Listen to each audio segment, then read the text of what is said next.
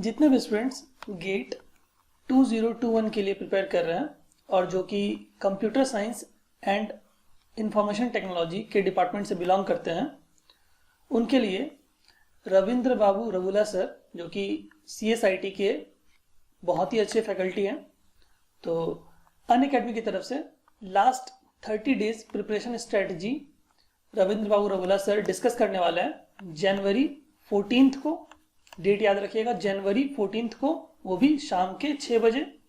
तो आप लोग ज्वाइन कर सकते हो लाइव, ठीक है। डिस्क्रिप्शन में मैं इसका लिंक दे दूंगा जिससे कि आप लोग डायरेक्टली ज्वाइन कर सकते हो और लास्ट 30 डेज प्रिपरेशन स्ट्रेटजी को फॉलो कर सकते हो जो कि कवर किया जाएगा रविंद्र बाबू रवुला सर के थ्रू, ठीक है। आप सभी एस्पिरेंट्स के लिए जो गेट 2021 के लिए प्रिपेयर कर रहे हैं उन सभी के लिए मॉक टेस्ट अनअकैडमी की तरफ से वो भी बिल्कुल फ्री प्रोवाइड कराया जा रहा है, जिसको आप लोग लाइव दे सकते हो और आपको ऑल इंडिया रैंक प्रोवाइड कराई जाएगी, ठीक है, जो कि बहुत ही अच्छा है। All India full length mock test Unacademy की तरफ से वो भी बिल्कुल फ्री प्रोवाइड कराया जा रहा है। Departments mechanical, civil, electrical, electronics, computer science, IT and chemical वाले, इन सारे डिपार्टमेंट्स के स्टूडेंट क्या कर सकते हैं, लाइव टेस्ट दे सकते हैं। कितने तारीख को? 16 जनवरी 3 बजे शाम के, ठीक है। 16 जनवरी 3 बजे शाम को, डेट याद रखिएगा। और एनरोल करने की लिंक मैं आपको डिस्क्रिप्शन बॉक्स में प्रोवाइड करा दूंगा, ठीक है। सेम पैटर्न का यहाँ पर क्वेश्चंस मिल जाएंगे आपको, 65 क्वेश्चंस, 180 मिनट्स, ठीक है, as per the new syllabus of GATE 2021, ठीक है, curated and reviewed by most of the experience educators. और अगर आप लाइव टेस्ट देते हो तो आपको ऑल इंडिया रैंकिंग भी प्रोवाइड कराई जाएगी, ठीक है, जो कि बहुत अच्छा है। तो ये मैं रिकमेंड करूंगा कि आप डिस्क्रिप्शन बॉक्स में जाकर क्या करें, जनवरी 16 को 3 बजे इस मॉक टेस्ट को जरूर दें, क्योंकि आपको फ्री में प्रोवाइड कराया जा रहा है, तो आप बिल्कुल दे सकते हो, कोई इशू वाली बात नहीं है, ठीक है। और इसको अनलॉक करने के लिए आप मेरा कोड यूज कर सकते हैं मनीष यादव का, जिसे कि आप फ्री में इस मॉक टेस्ट को दे सकते हैं, ठीक है। चलिए, आज के इस सेशन में हम लोग बात करने वाले हैं मैथमेटिक्स के फॉर्मूला रिवीजन वाले पार्ट को, ठीक है।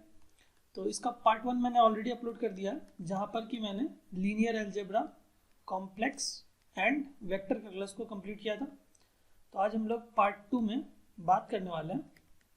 आज हम लोग पार्ट 2 को डिस्कस करेंगे, जहाँ पर कि मैं प्रोबेबिलिटी और हमारे पास में कैलकुलस और हम लोग देखने वाले हैं डिफरेंशियल,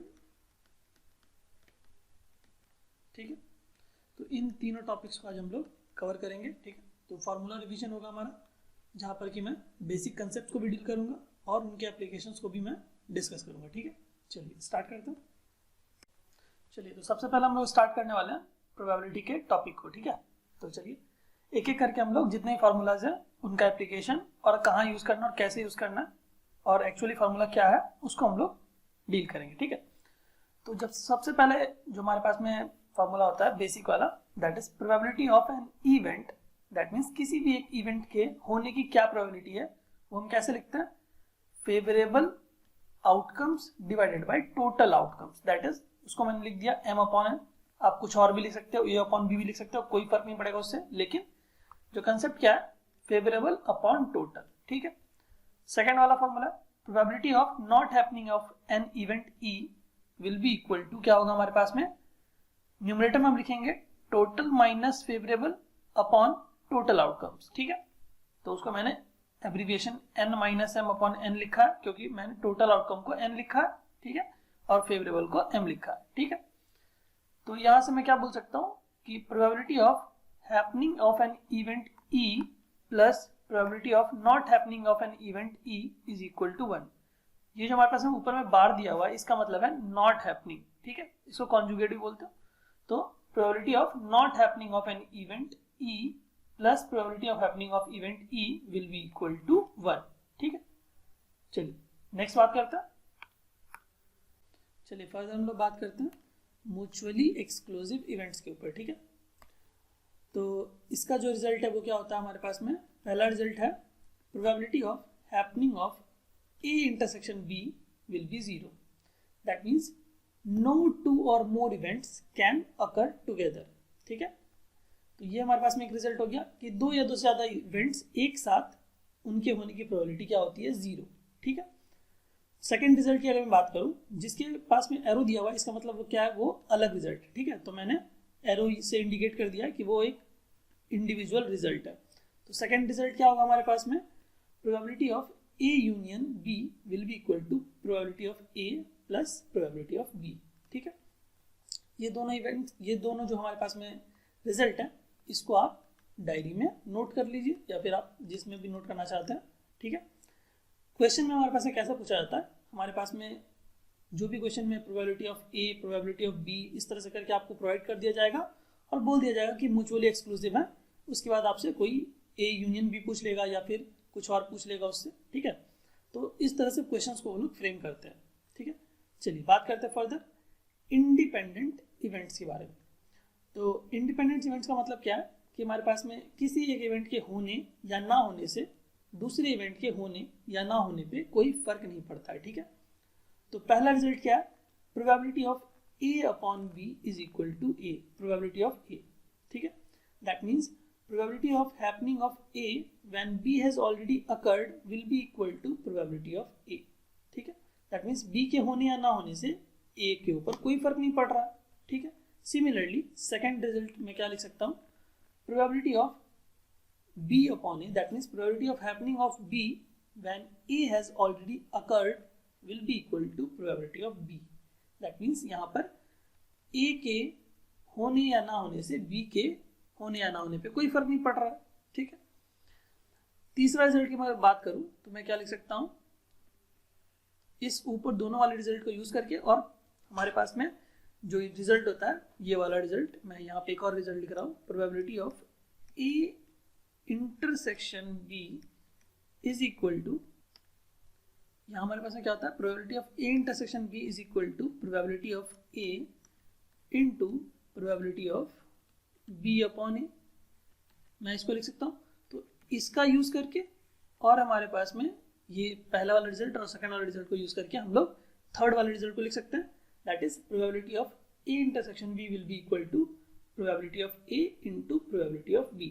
ठीक है, फोर्थ वाला रिजल्ट मैं लिख सकता हूँ यहाँ पर, probability of A union B, probability of A union B is equal to probability of A plus probability of B minus probability of A into probability of B. ठीक है, तो इन सारे रिजल्ट्स को आप क्या करेंगे, नोट करेंगे.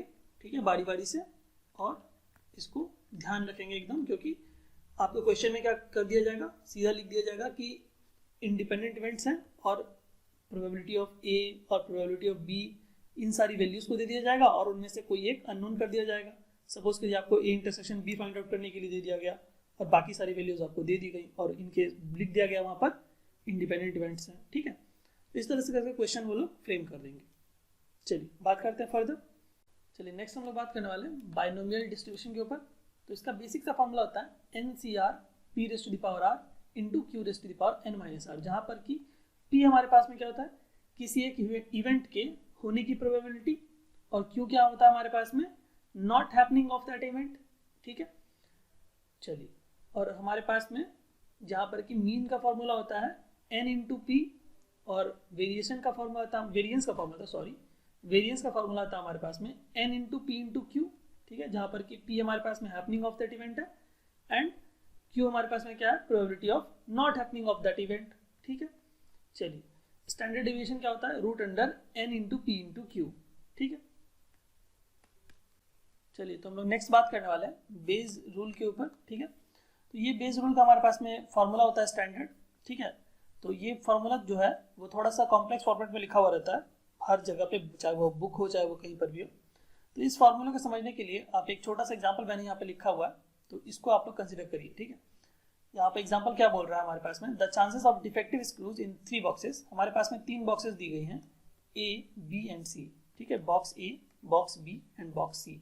ठीक है, तो डिफेक्टिव स्क्रू आने की प्रोबेबिलिटी है 1/5, 1/6, 1/7. ठीक है, तो बॉक्स A से डिफेक्टिव स्क्रू आने की प्रोबेबिलिटी है 1/5, बॉक्स बी से डिफेक्टिव स्क्रू आने की प्रोबेबिलिटी 1/6, बॉक्स सी से डिफेक्टिव स्क्रू आने की प्रोबेबिलिटी है 1/7। क्वेश्चन क्या बोल रहा है, a box is selected at random and a screw is drawn from it at random and is found to be defective.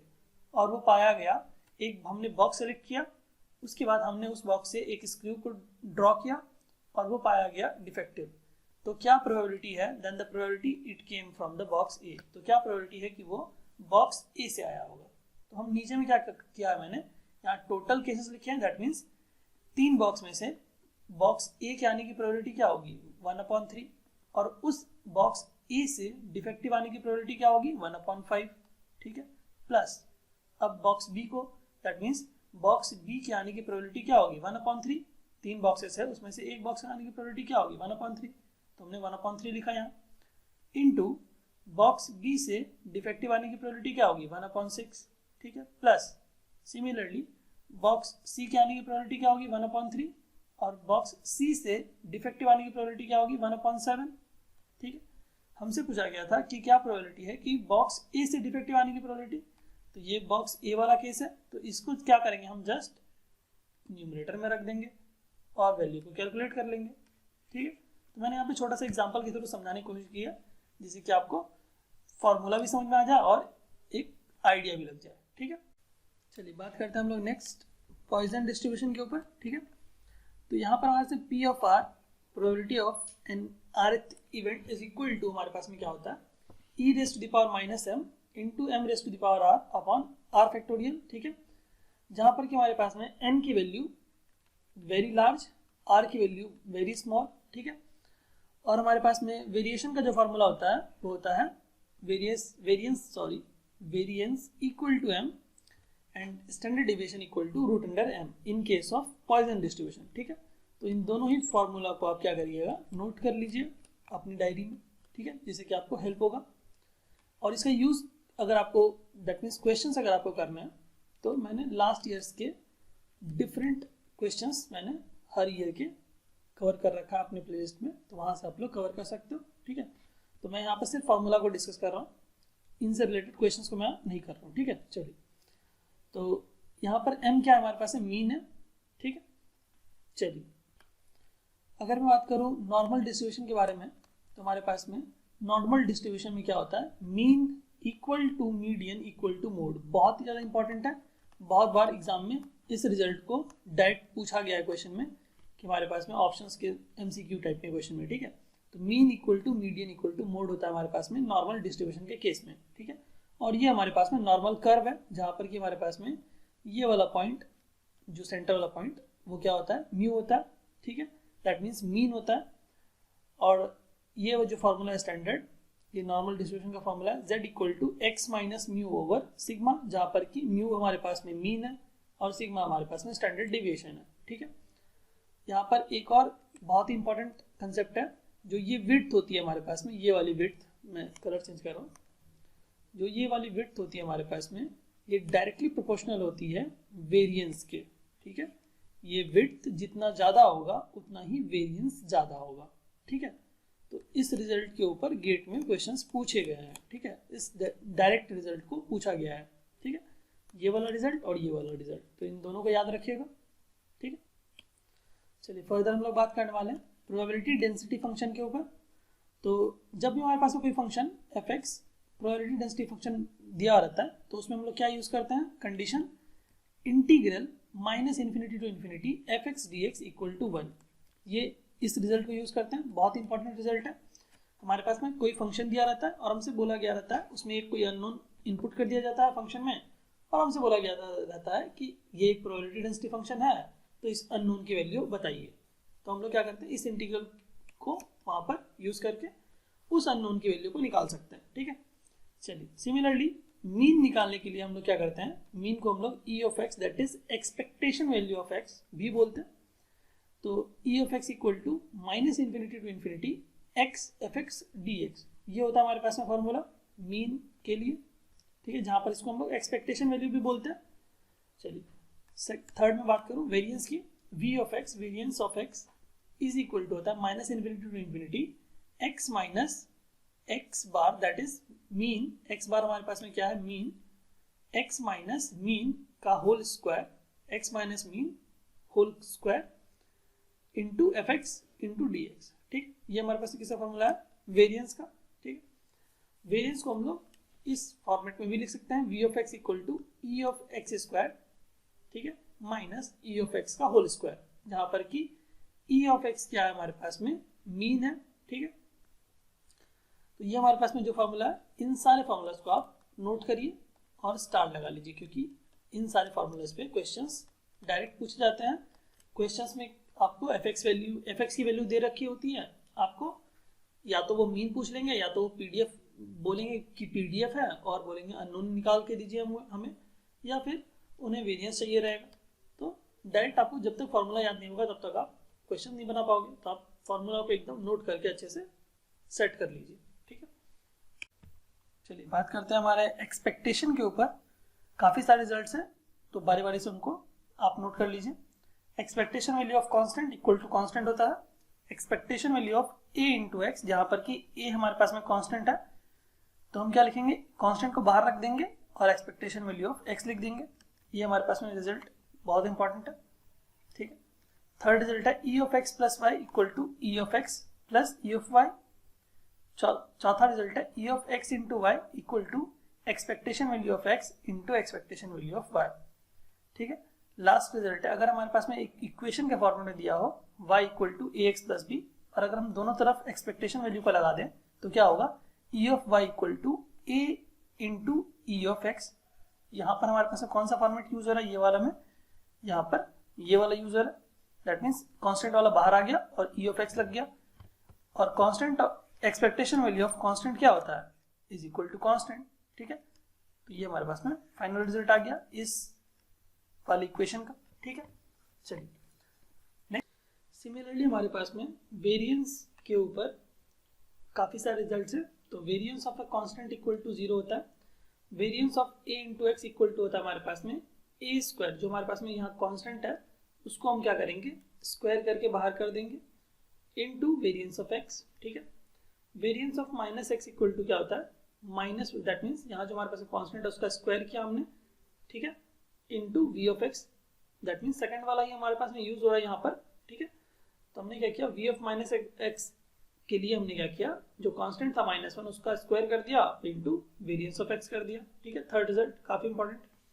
चौथा result v of x plus y equal to v of x plus v of y, v of x minus y equal to variance of x plus variance of y। ठीक, variance of a into x plus b into y equal to a square v of x, ठीक है, plus b square v of y। Second वाला result यहाँ पर use कर रहे हैं हम लोग। ठीक है, जो फाइनल अगर इक्वेशन के फॉर्मेट में हमारे पास में दिया जाता है y equal to a x plus b, और अगर हम दोनों साइड वेरिएंस लगाना चाहें तो कैसे लगाएंगे, v of y equal to v of a x plus v of b। तो variance of a constant function 0 होता है, और variance of a into x क्या होता है हमारे पास में, ये वाला, तो हमने a स्क्वायर वी एक्स लगा दिया। ये हमारे से फाइनल रिजल्ट आ गया इसके लिए। ठीक है, इन सारे रिजल्ट्स को आप क्या कर सकते हैं, नोट कर सकते हैं, काफी इंपॉर्टेंट है। चलिए बात करते हैं हमारे पास में यूनिफॉर्म डिस्ट्रीब्यूशन का जब हमारे पास में केस दिया जाता है तो हमारे पास में वहां पर कौन से फॉर्मूले इंपॉर्टेंट है। तो एफ एक्स इक्वल टू हमारे पास में क्या होता है, 1 अपॉन बी माइनस ए, जहां पर कि हमारे पास में ए और बी क्या होते हैं, रेंज दिया हुआ था हमारे पास में क्वेश्चन में, दैट मीन्स एक्स की वैल्यू कहाँ से कहाँ तक रेंज हो रही है। तो उस केस में हमारे पास में अगर यूनिफॉर्मली डिस्ट्रीब्यूटेड होता है फंक्शन तो हम क्या लिखते हैं, एफ एक्स की वैल्यू को 1 अपॉन बी माइनस ए। ठीक है, इसको नोट करिएगा। सेकेंडली हमारे पास में variance of x equal to मैं लिख सकता हूँ बी माइनस ए का स्क्वायर अपॉन 12, कब, जब हमारे पास में फंक्शन ए से बी तक में डिफाइंड हो। ठीक है, तो उस केस में मैं वेरिएंस को इस तरह से भी लिख सकता हूँ, कब, इन case of uniform distribution, uniformly अगर डिस्ट्रीब्यूटेड होगा फंक्शन तभी मैं ऐसा कर सकता हूँ। ठीक है, अभी मैंने प्रोबेबिलिटी के जितने भी फॉर्मूलेज मैंने यहाँ पर डिस्कस किए हैं और उनका थोड़ा एप्लीकेशन मैंने जो बताया वो गेट के एग्जाम के लिए सफिशिएंट है। ठीक है, अगर आप प्रोबेबिलिटी के टॉपिक को कमांड करना चाहते हैं तो आपको क्वेश्चंस पे ज़्यादा ध्यान देना पड़ेगा, क्योंकि प्रोबेबिलिटी में क्वेश्चंस बहुत ज़्यादा हैं, कंसेप्ट लिमिटेड है बट क्वेश्चंस अनलिमिटेड फ्रेम किए जा सकते हैं। तो आप क्वेश्चंस पे एकदम फोकस रखिए। तो मैं ये सजेस्ट करूँगा कि आप प्रीवियस ईयर क्वेश्चंस को, जो मैंने ऑलरेडी अपने प्लेलिस्ट में अपलोड कर रखा है ईयर वाइज, ठीक है, 20, 19, 18, 17, 16, हर ईयर का मैंने previous year questions different branches के मैंने अपलोड कर रखे हैं प्रोबेबिलिटी के टॉपिक के। तो आप उन प्रीवियस ईयर क्वेश्चंस को अच्छे से समझ के बनाएं, तो आपका प्रोबेबिलिटी का कंसेप्ट एकदम बिल्कुल क्लियर हो जाएगा, ठीक है। और सिर्फ अगर आप फार्मूला रिवीजन करना चाहते हैं तो मैंने ऑलरेडी हम बता दिया, ठीक है। चलिए नेक्स्ट टॉपिक के ऊपर बात करते हैं, नेक्स्ट चैप्टर के ऊपर। चलिए मैं बात करता हूँ अब डिफरेंशियल इक्वेशन के चैप्टर के ऊपर, ठीक है। तो सबसे बेसिक में आपको डिग्री एंड ऑर्डर का थोड़ा सा आइडिया होना चाहिए। तो मैं यहाँ पर कुछ छोटे छोटे एग्जाम्पल्स के थ्रू जो बेसिक कंसेप्ट है उनको बता रहा हूँ, ठीक है। तो सबसे पहला कंसेप्ट क्या है कि जब भी आपको कोई डिफरेंशियल इक्वेशन दिया हो तो आपको जो फ्रैक्शनल पावर है वो हटाना होगा, तभी आप डिग्री एंड ऑर्डर को डिसाइड कर सकते हो, ठीक है। तो इस फ्रैक्शनल पावर को आपको क्या करना पड़ेगा, हटाना पड़ेगा। तो आपको क्या करना पड़ेगा, इस फ्रैक्शनल पावर को रिमूव करना पड़ेगा। तो उसके लिए आप क्या कर सकते हो, इस फ्रैक्शनल पावर को इधर भेज सकते हो। उसके बाद हमारे पास में जो इक्वेशन आएगा वो कुछ इस तरह से आ जाएगा, ठीक है। ये आ जाएगा हमारे पास में इक्वेशन, ये आ गया। तो अब हमारे पास में क्या हो गया, अब हमारे पास में जो पावर था फ्रैक्शन वाला वो रिमूव हो गया, ठीक है। तो हमारे पास में स्टेटमेंट क्या है, all derivatives should be free from fractional powers either positive और नेगेटिव। तो हमारे पास में जो डिफरेंशियल इक्वेशन होगा उसमें जब भी हमारे पास में फ्रैक्शनल पावर्स होंगे तो उन फ्रैक्शनल पावर्स को हमें क्या करना पड़ेगा, रिमूव करना पड़ेगा, तभी हम ऑर्डर एंड डिग्री को डिसाइड कर सकते हैं, ठीक है। तो ये हमारे पास में सेकेंड ऑर्डर का इक्वेशन हो गया और हमारे पास में इसकी डिग्री क्या हो गई, फोर्थ, ठीक है। तो ये सेकेंड ऑर्डर का इक्वेशन हो गया और इसकी डिग्री हो गई 4, ठीक है। दैट मीन्स जो हाईएस्ट ऑर्डर है उसके ऊपर जो पावर होता है उसी को हम लोग डिग्री बोलते हैं, ठीक है। चलिए फर्दर हम लोग बात करते हैं। देखिए और हमारे पास में एक स्टेटमेंट होता है कि हमारे पास में no involvement of transcendental function. तो ट्रांसीडेंटल फंक्शन हमारे पास में क्या होता है, ट्रांसीडेंटल, ठीक है, ट्रांसीडेंटल फंक्शन। तो हमारे पास में जो ट्रिग्नोमेट्रिक फंक्शन होते हैं और हमारे पास में एक्सपोनेंशियल फंक्शन होते हैं और हमारे पास में जो लॉगरिथमिक फंक्शन होते हैं, इस तरह के फंक्शन हमारे पास में ट्रांसीडेंटल फंक्शन कहलाते हैं। तो हम स्टेटमेंट क्या होता है हमारे पास में कि no involvement of transcendental function हमारे पास में होना चाहिए। अगर हमारे पास में ट्रांसीडेंटल फंक्शन इन्वॉल्व होगा तो उस केस में हम क्या करेंगे, डिग्री को डिफाइन नहीं कर सकते हैं, डिग्री इज नॉट डिफाइंड। तो इस सेकंड वाले केस इस डिफरेंशियल इक्वेशन का हम डिग्री डिफाइंड ही नहीं कर सकते हैं, ठीक है। क्यों, क्योंकि हमारे पास में मैंने जस्ट स्टेटमेंट बोला था कि no involvement of transcendental function, trigonometric function, exponential, logarithmic, इस तरह के फंक्शंस को हम लोग ट्रांसीडेंटल फंक्शन बोलते हैं। तो हमारे पास में अगर ऐसा कोई फंक्शन डेरिवेटिव के साथ में इन्वॉल्व होगा किसी डिफरेंशियल इक्वेशन में तो हम वहां पर डिग्री को नहीं बता सकते हैं, डिग्री डिफाइन ही नहीं कर सकते हैं, ठीक है। चलिए हम लोग बात करते हैं linear and non linear differential equation के ऊपर। तो मैंने यहाँ पे छोटे छोटे 2 एग्जाम्पल लिखे हैं, इसके थ्रू हम लोग non linear and linear differential equation को समझते हैं, ठीक है। तो लीनियर डिफरेंशियल इक्वेशन में हमारे पास में बोला जाता है कि डिग्री हमारे पास में 1 होनी चाहिए, ठीक है। तो अगर मैं सेकंड एग्जांपल की बात करूं तो यहाँ पर हमारे पास में डिग्री 1 है, लेकिन हमारे पास में ये नॉन लीनियर है। कैसे नॉन लीनियर है बता रहा हूं मैं। तो यहाँ पर हमारे पास में जो डिपेंडेंट वेरिएबल है y, डिपेंडेंट वेरिएबल जो है वो है y, ठीक है। उसकी डिग्री क्या है, 1 से ज्यादा है। जो डिपेंडेंट वेरिएबल है उसकी डिग्री 1 से ज्यादा है। तो हमारे पास में स्टेटमेंट ये बोला जाता है कि हमारे पास में जो डिपेंडेंट वेरिएबल होता है डिफरेंशियल इक्वेशन का, उसकी डिग्री 1 होनी चाहिए, तभी वो लीनियर होगा, अदरवाइज वो नॉन लीनियर होगा, ठीक है। तो यहाँ पर हमारे पास में जो डिपेंडेंट वेरिएबल है वो क्या है, y, उसकी डिग्री यहाँ पर हमारे पास में क्या दे रखी है, 2, जो कि टॉलरेबल नहीं है फॉर लीनियर डिफरेंशियल इक्वेशन। तो हमारे पास में ये पूरा डिफरेंशियल इक्वेशन क्या हो जाएगा, नॉन लीनियर, ठीक है। अगर मैं पहले वाली डिफरेंशियल इक्वेशन की बात करूं तो ये हमारे पास में आपको साफ दिख रहा है, यहाँ पर हमारे पास में हाईएस्ट ऑर्डर डेरिवेटिव ये वाला है, highest d cube y upon d x cube, उसका जो डिग्री है वो है 3, दैट मीन्स जो एक से बड़ा है, ठीक है, डिग्री हमारे पास में एक से बड़ी है, तो क्या हो जाएगा, नॉन लीनियर हो जाएगा, ठीक है। सिमिलरली एक और छोटा मैं एग्जांपल देता हूँ, x plus y minus 2yx into dx over dy equal to 0, ठीक है, ये वाला हमारे पास में ये था। तो इस थर्ड वाले एग्जांपल में हम लोग इस एग्जांपल को क्या बोलेंगे, नॉन लीनियर। कैसे बोलेंगे नॉन लीनियर, तो यहाँ पर हमारे पास में डिपेंडेंट वेरिएबल क्या है, x, एंड उसका डेरिवेटिव हमारे पास में dx upon dy, that means dependent variable product of dependent variable and it's coefficient is also dependent variable. तो हमारे पास में स्टेटमेंट होता है कि डिफरेंशियल इक्वेशन में डिपेंडेंट वेरिएबल एंड उसका डेरिवेटिव एक साथ एग्जिस्ट नहीं करना चाहिए, ठीक है। तो डिपेंडेंट वेरिएबल है x और उसका डेरिवेटिव हमारे पास में dx अपॉन dy है, तो dependent variable and it's derivative एक साथ में नहीं होना चाहिए किसी भी डिफरेंशियल इक्वेशन में, ठीक है। तो इसलिए हमारे पास में ये वाला जो डिफरेंशियल इक्वेशन है वो नॉन लीनियर हो गया, ठीक है। ये सारी चीजें मैंने जो डिफरेंशियल इक्वेशन का हमारे पास में फुल रिवीजन वाला पार्ट है मैंने अपलोड किया है, वहां पर मैंने अच्छे से डिस्कस किया हुआ था स्टेटमेंट के साथ में, तो आप लोग वहां पर भी देख सकते हो, ठीक है।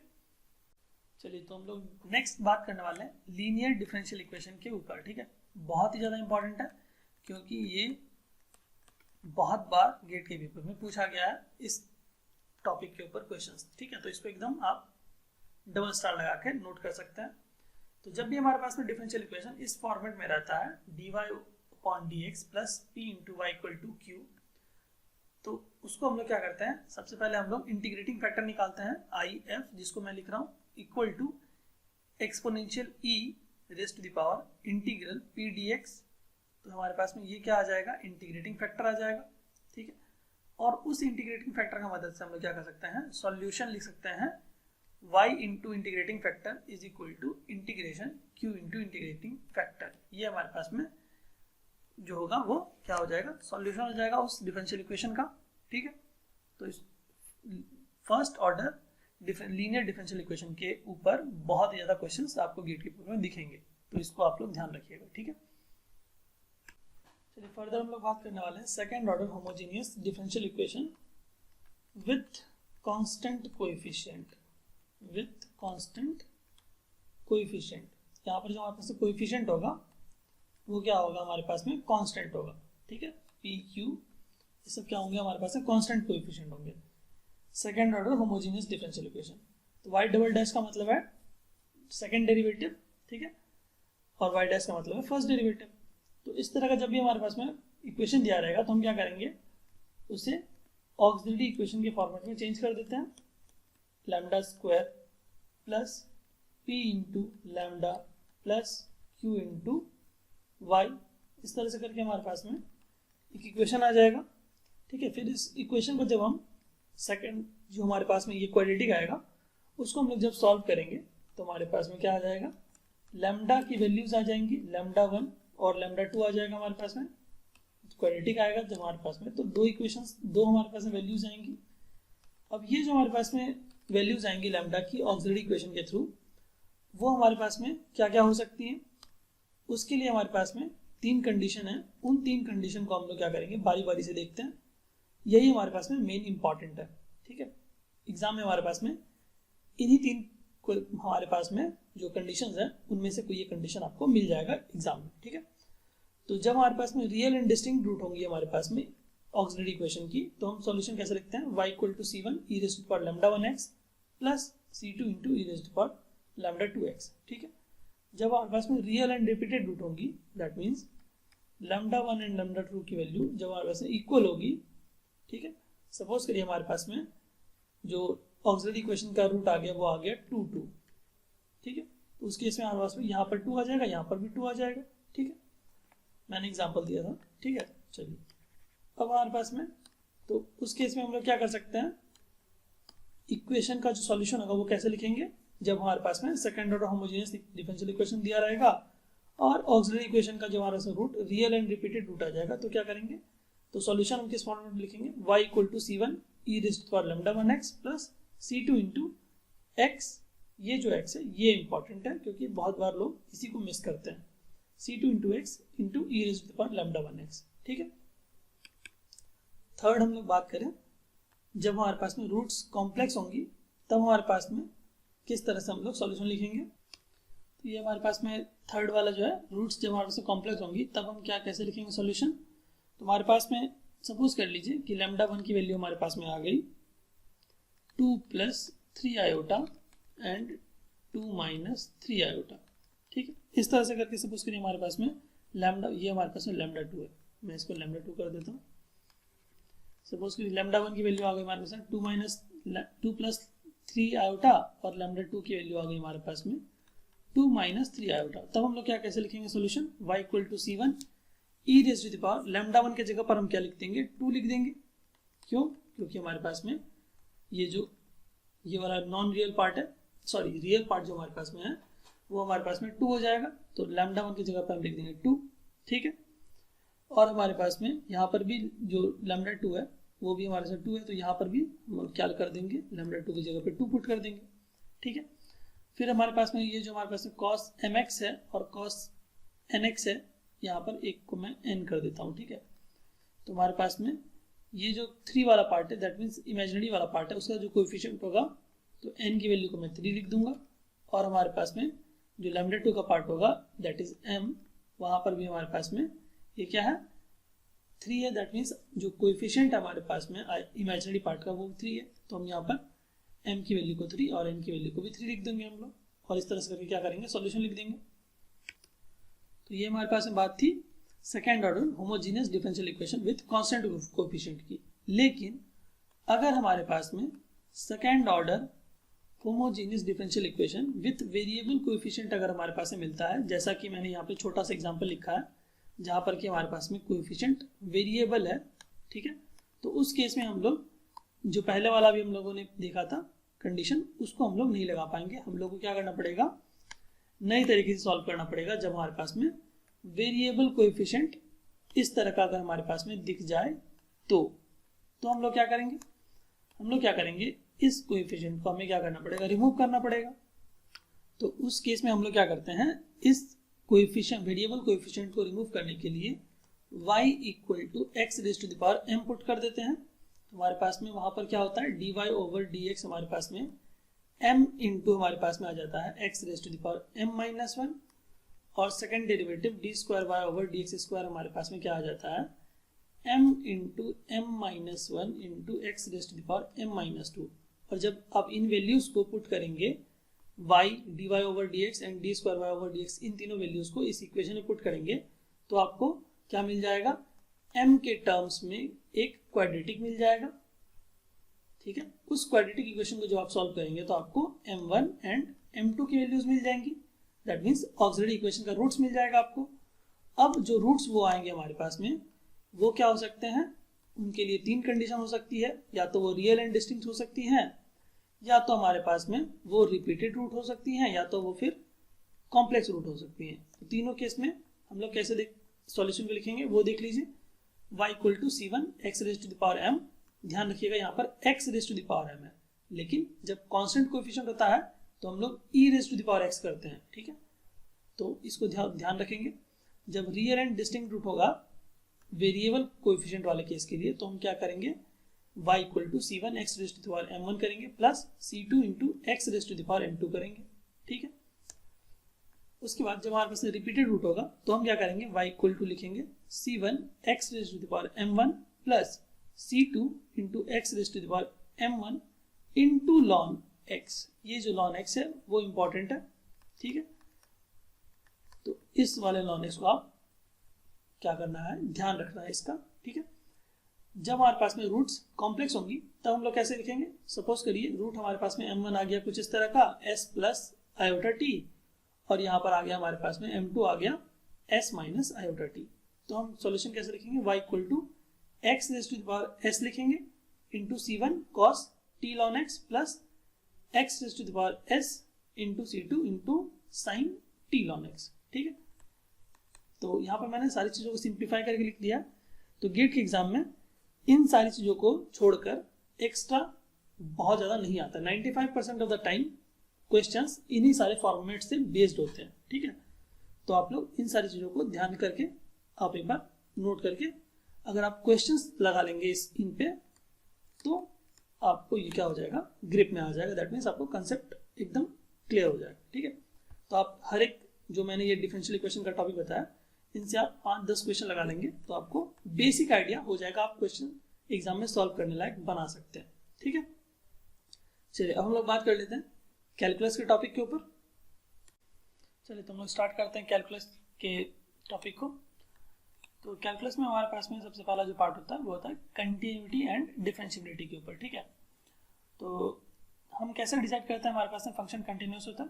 तो जब हमारे पास में left hand limit and right hand limit and the function की वैल्यू उस पॉइंट पर eight the point x not, जो भी हमारे पास पॉइंट दिया रहेगा क्वेश्चन में, अगर हमारे पास में लेफ्ट हैंड लिमिट उस पॉइंट पर एंड राइट हैंड लिमिट उसी पॉइंट पर, उसकी वैल्यू अगर फंक्शन की वैल्यू उस पॉइंट पर अगर हमारे पास में तीनों इक्वल हो जाती है, तब हम बोल सकते हैं कि हमारे पास में फंक्शन क्या होता है, कंटिन्यूअस होता है, ठीक है। सिमिलरली अगर हमारे पास में बात करूँ डिफरेंशिएबिलिटी की, तो left hand derivative at the point x equal to x nought and right hand derivative at the point x equal to x nought, अगर हमारे से दोनों इक्वल हो जाएगा तो मैं बोलूँगा कि डिफरेंशिएबल हमारे पास में होगा फंक्शन, ठीक है। या तो हम लोग इस वाले तरीकों को भी यूज कर सकते हैं, f dash of x equal to limit x approaches to x nought f x minus f of x nought upon x minus x nought, ठीक है। तो ये हमारे पास में इसको हम लोग फर्स्ट प्रिंसिपल ही बोलते हैं। अगर ये लिमिट एग्जिस्ट करती है, अगर ये लिमिट एग्जिस्ट करेगी हमारे पास में, तो हम बोलेंगे हमारे पास में कि फंक्शन डिफरेंशिएबल होगा। और अगर लिमिट एग्जिस्ट नहीं करेगी ये वाली, तो मैं बोलूँगा कि हमारे पास में जो फंक्शन होगा वो नॉन डिफरेंशिएबल होगा, ठीक है। और हमारे पास में एक स्टेटमेंट बहुत ही ज़्यादा फेमस है। तो हमारे पास में जो स्टेटमेंट है वो है कि अगर हमारे पास में कोई फंक्शन हमारे पास में किसी पार्टिकुलर पॉइंट पे डिफरेंशिएबल है, तो वो नेसेसरी एकदम ज़रूरी है कि वो उस पॉइंट पे कंटिन्यूअस भी होगा, ठीक है। लेकिन अगर कोई फंक्शन किसी पॉइंट पे कंटिन्यूअस है, तो वो डिफरेंशिएबल हो भी सकता है या नहीं भी हो सकता है, ठीक है। हम बोल नहीं सकते हैं, ठीक है। तो ये हमारे पास में इंपॉर्टेंट है कि हमारे पास में अगर कोई फंक्शन डिफरेंशिएबल है किसी पार्टिकुलर पॉइंट पे, तो वो उसी पॉइंट पे कंटिन्यूअस भी होगा, एकदम श्योर। लेकिन अगर कोई फंक्शन किसी पॉइंट पे कंटिन्यूअस है, तो वो उस पॉइंट पे डिफरेंशिएबल हो भी सकता, नहीं भी हो सकता, ठीक। याद रखिएगा इस बात को, बहुत ही इंपॉर्टेंट कंसेप्ट है। और डिफरेंशिएबिलिटी के लिए मैंने दोनों तरीका बता दिया, ठीक। चलिए, तो ये हमारे पास में कुछ स्टैंडर्ड लिमिट्स हैं जो कि हम लोग लिमिट्स के क्वेश्चन में फ्रैंकली यूज करते हैं, ठीक है। तो limit x approaches to 0 sin x over x की वैल्यू होती है 1, limit x approaches to 0 cos x की वैल्यू होती है हमारे पास में 1, limit x approaches to 0 tan x minus sin x divided by x cube की वैल्यू होती है हाफ। अगर आप इसको प्रूफ करना चाहते हैं तो आप एल हॉस्पिटल रूल लगा लीजिए, देखिए आपको हाफ मिल जाएगा, ठीक है। चलिए, तो मैं यहाँ प्रूफ नहीं कर रहा हूँ। Limit x approaches to 0 log 1 plus x to the base e upon x की वैल्यू होती है हमारे पास में 1, ठीक है। Limit x approaches to 0 tan x over x की वैल्यू होती है 1, limit x approaches to 0 1 minus cos x over x square की वैल्यू होती है 1 अपॉन 2, ठीक है। सिमिलरली हमारे पास में limit x approaches to 0 e raise to the power x minus 1 over x की वैल्यू होती है हमारे पास में 1, ठीक है। a raise to the power x minus 1 over x limit x approaches to 0 की वैल्यू होती है हमारे पास में log a to the base e where a is greater than 0, ठीक है। लिमिट के क्वेश्चंस के लिए सबसे ज़्यादा इंपॉर्टेंट है हमारे पास में एल हॉस्पिटल रूल का आपको समझना। तो जब भी हमारे पास लिमिट दिया रहता है, limit x approaches to a f x over g x, और हमारे पास में अगर न्यूमरेटर अपॉन डिनोमिनेटर, अगर आप जो हमारे पास में लिमिट x अप्रोच कर रहा है a को, जब हम इस a की वैल्यू को न्यूमरेटर एंड डिनोमिनेटर में जब पुट करेंगे, अगर हमारे पास में 0/0 या फिर इन्फिनिटी फॉर्मेट आता है तो हम क्या कर सकते हैं, तो जब भी हमारे पास में 0/0 या फिर इन्फिनिटी फॉर्मेट, इस तरह का फॉर्मेट जब भी हमारे पास में रहता है तो हम क्या करते हैं, न्यूमरेटर में हम लोग डिफरेंशिएट करते हैं एंड डिनोमिनेटर वाले फंक्शन को डिफरेंशिएट करते हैं, ठीक है। और इस प्रोसेस को हम लोग तब तक करते हैं जब तक कि हमारे पास में ये 0/0 फॉर्मेट या फिर इन्फिनिटी फॉर्मेट रिमूव ना हो जाए, ठीक है। ये फॉर्मेट हमारा जब तक एग्जिस्ट करेगा तब तक हम लोग डिफरेंशिएट करते जाएंगे, ठीक है। और जब हमारे पास में ये वाला फॉर्मेट रिमूव हो जाएगा तो हम लोग फर्दर जो लिमिट है अप्रोच कर रहा है एक्स की वैल्यू उसको पुट करेंगे और हमारे पास में आंसर आ जाएगा, ठीक है। तो अगर आप लोग डिफरेंट क्वेश्चंस करना चाहते हैं तो प्रीवियस ईयर्स के मैंने बहुत सारे क्वेश्चंस कैलकुलस के प्लेलिस्ट में अपलोड कर रखा है, तो उससे आप लोग क्वेश्चंस कर सकते हो, ठीक है। अब हम लोग फर्दर बात करते हैं लेबनीज रूल के ऊपर। ये हमारे पास में काफी इंपॉर्टेंट है। d/dx integral ux to vx ft dt। तो जब भी हमारे पास में किसी इंटीग्रल का अगर हमें डिफरेंशिएशन करना होता है और उनका लिमिट हमारे पास में फंक्शन ऑफ x रहता है या फिर फंक्शन ऑफ t या फिर कुछ भी हमारे पास में सिंगल वेरिएबल का फंक्शन रहता है और हमारे पास में इंटीग्रल का जो अंदर का फंक्शन है वो भी एक सिंगल वेरिएबल का फंक्शन ft dt अगर है या फिर fx dx है, तो हम क्या करेंगे, d/dx of vx, that means upper limit को हम लोग डिफरेंशिएट करेंगे, ठीक है। अपर लिमिट को हमने डिफरेंशिएट किया इनटू अपर लिमिट को हमने फंक्शन की वैल्यू में पुट कर दिया, अपर लिमिट को हमने फंक्शन की वैल्यू में पुट कर दिया, ठीक है, minus d dx of ux, that means lower limit को हमने क्या किया, डिफरेंशिएट किया इनटू उस लोअर लिमिट को हमने फंक्शन की वैल्यू में पुट कर दिया f of u of x, ठीक है। तो इस तरह से करके हम लोग लेबनीज रूल को देखते हैं। चलिए फर्दर हम लोग बात करते हैं टेलर सीरीज के ऊपर, काफी इंपॉर्टेंट है। fx equal to f of a plus f dash of a into x minus a upon 1 factorial plus f double dash of a into x minus a का square upon 2 factorial plus dot dot dot.